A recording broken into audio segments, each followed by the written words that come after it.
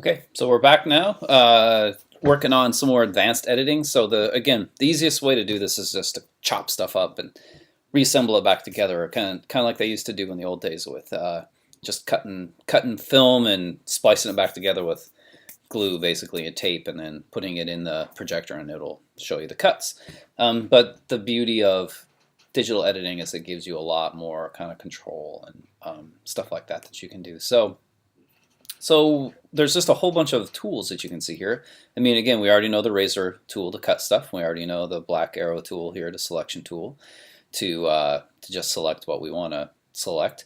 The thing to know, though, again, is that there are these shortcuts. So if you just kind of mouse over this, and you want to like, what's the razor tool's keyboard shortcut? Well, the C button. So if you just click C, it'll switch it over to your razor, and if you click V, it switches it back. So this is learning the keyboard shortcuts will really help you edit more efficiently. But so we already know kind of how to do this, and you can see that if I scroll in here, I've been messing around with this and just kind of playing around, and I kind of have been stacking these cuts above each other, and at some point, again, to keep your timing right, you probably want to grab those with the black arrow tool and just drag them down and in. And if you have a hard time seeing what you're doing, again, just zoom in a little bit closer and scroll over. And we want to drop those cuts probably in here so that they fit in between our timing for our that we've already had for our song. So if I play this thing through, it's kind of got this ridiculous but funny little rhythm to it, and it's making me laugh a little to see them kind of cut back and forth. So if I was going to make a whole video this way, I might, at a certain point when he starts singing, I'm probably going to stop cutting all the time, and I'm going to just let it go for a little while.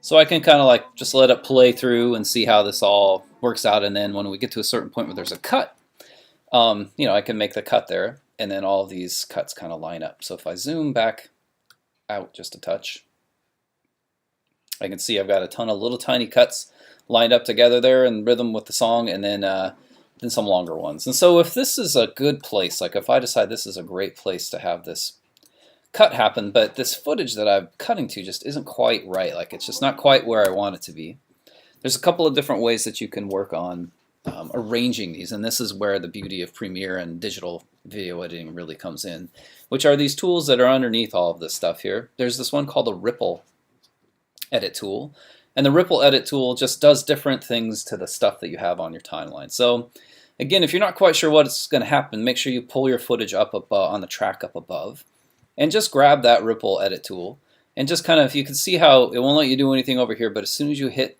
the right spot, it'll let you move the tool, and it'll kind of let you decide, I'm going to move this over here, I'm going to move it over there.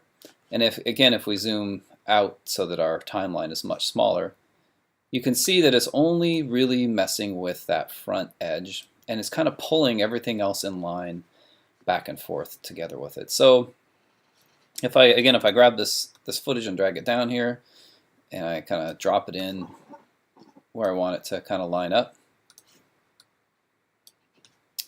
so it snaps together, I can grab that Ripple Edit tool, and I can kind of pull, and you'll see that when I do that, I'm now pulling this chunk of footage over a little bit and scooching everything else down the line. So everything else kind of moves down the line as it goes. So it's good to know, because it's not overriding everything else. It's just kind of like scooching stuff around. It's keeping this spot the same length, but it's moving the other direction for us.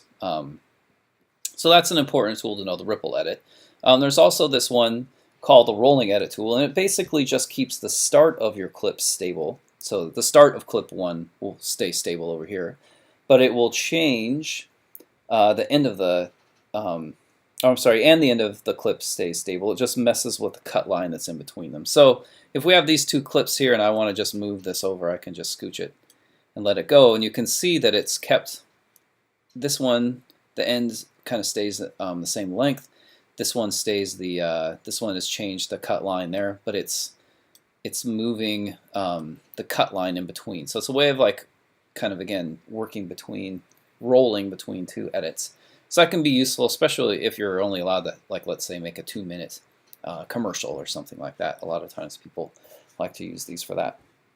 Another one is that's important to remember. So those are the two main ones. So let's say that you were stuck with only doing like 2 minutes of footage, right? You can only have 2 minute movie here. You can kind of set your timeline, set a marker for yourself over there so that you know that's the end. And then you just know, okay, I got to make sure I keep all of my stuff at 2 minutes so it doesn't go past that. And so, I can move this around a little bit, and it's not going to change the end of my clip. It's just going to, so it's going to keep it within 2 minutes. But it's going to basically change the cut line. So that can be a good way to just kind of hold everything to the length you want it to, even though you're moving cuts back and forth.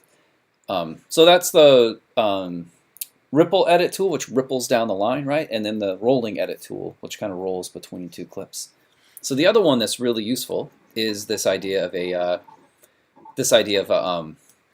a slip tool. So this is the one that lives right underneath the razor tool. And if I'm this, I'll just zoom in on this really fast to show you what I mean.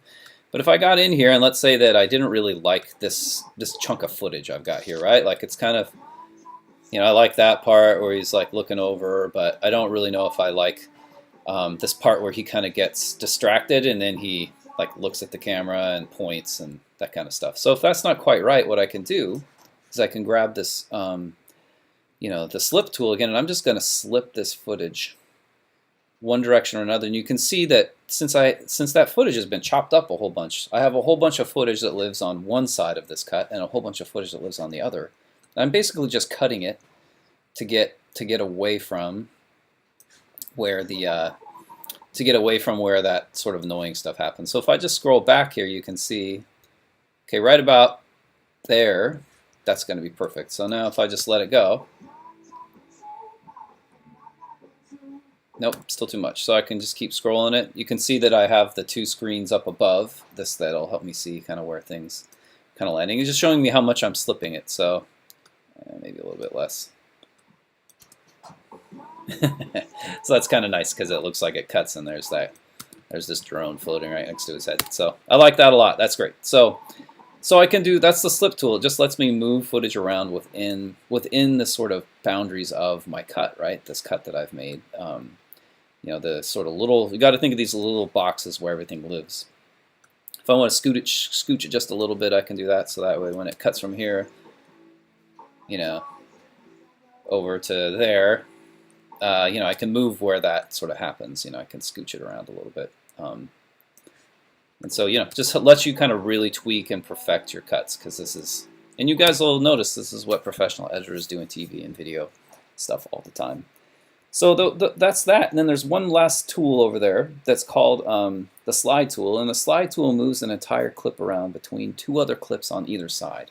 Again, this stuff all gets complicated, but if you grab it, you can grab this one and let's see, I'll just mess with this one. And if I just grab it, you can see that it's basically moving between the three boxes there. So if I know I want to keep this cut in the same spot and that cut in the same spot, but I have a clip in between, I can just grab it and kind of scooch it around a little bit, and it'll change it, and then I can I can watch what happened and see if it's right. So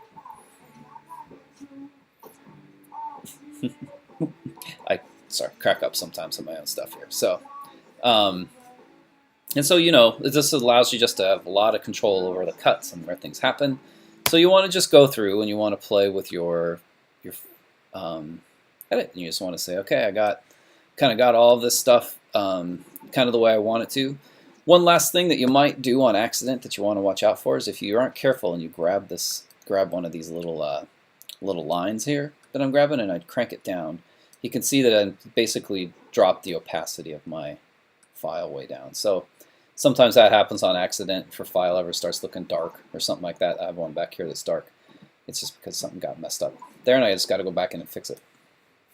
So I know I'm not going to use this clip. I can just delete it, and now I have like a nice 2-minute little goof around kind of video here I've started that at least gives you guys some idea of how to edit things. So we'll come back and do some more detailed stuff here in a minute.